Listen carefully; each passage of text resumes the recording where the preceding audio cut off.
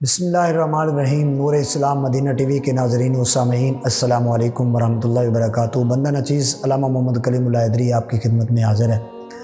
ناظرین، ایک صاحب نے سوال کیا کہ کیا دو آدمیوں کی جماعت ہو سکتی ہے یا نہیں ہو سکتی ہے، وہ کہاں پر جماعت کروا سکتے ہیں اور کہاں پر نہیں کروا سکتے۔ تو سب سے پہلی بات تو یہ یاد رکھیں کہ نبی کریم صلی اللہ علیہ وآلہ وسلم نے بڑی سختی سے حکم فرمایا ہے کہ نماز جو ہے وہ مسجد میں پڑھو۔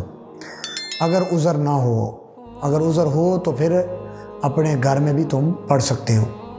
ناظرین، سوال یہ ہے کہ دو آدمی جماعت کروا سکتے ہیں یا نہیں کروا سکتے ہیں، تو اس میں کوئی حرج نہیں ہے۔ دو آدمیوں کی جماعت ہو سکتی ہے، اس میں کوئی حرج نہیں ہے۔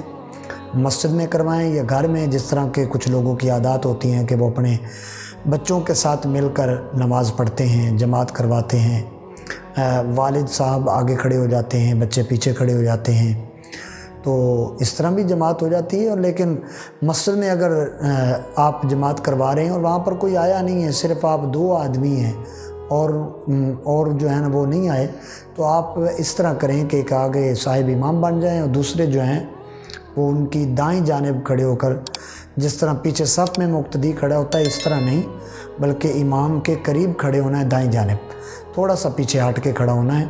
تو اس طرح دو آدمیوں کی جماعت ہو سکتی ہے، اس میں کوئی حرج نہیں ہے، کیونکہ جماعت جو ہے اس کا بڑا ثواب ہے۔ نبی کریم صلی اللہ علیہ وآلہ وسلم نے فرمایا کہ جو شخص نماز جماعت کے ساتھ پڑھتا ہے تو 27 گنا زیادہ ثواب ملتا ہے اس کو، چونکہ اس کا درجہ بہت زیادہ ہے، قبولیت ہے۔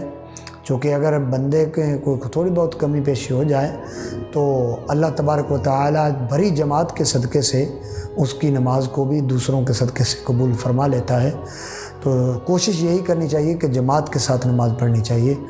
اور اگر کہیں موقع ایسا آ جائے کہ آپ دو آدمی ہیں تو پھر جماعت کرانے کا طریقہ یہی ہوگا کہ ایک صاحب آگے جو امام صاحب ہیں وہ ہوں گے، تھوڑا سا پیچھے ہٹ کے امام صاحب کے دائیں جانب مقتدی کھڑے ہوں گے۔ تو دعا ہے اللہ تبارک و تعالیٰ کی بارگاہ میں، اللہ پاک ہم تمام کو امور شریعہ کو سیکھنے کی اللہ توفیق عطا فرمائے، دین اسلام کو اللہ پڑھنے پڑھانے کی توفیق عطا فرمائے۔ ناظرین، کسی بھائی نے کو سوال کرنا ہو تو لازمی کمنٹس باکس میں لازمی سوال کیجیے گا، انشاءاللہ بندہ نچیز اس کا ضرور جواب دے گا۔ آمین، وآخر دعوانا ان الحمدللہ رب العالمین۔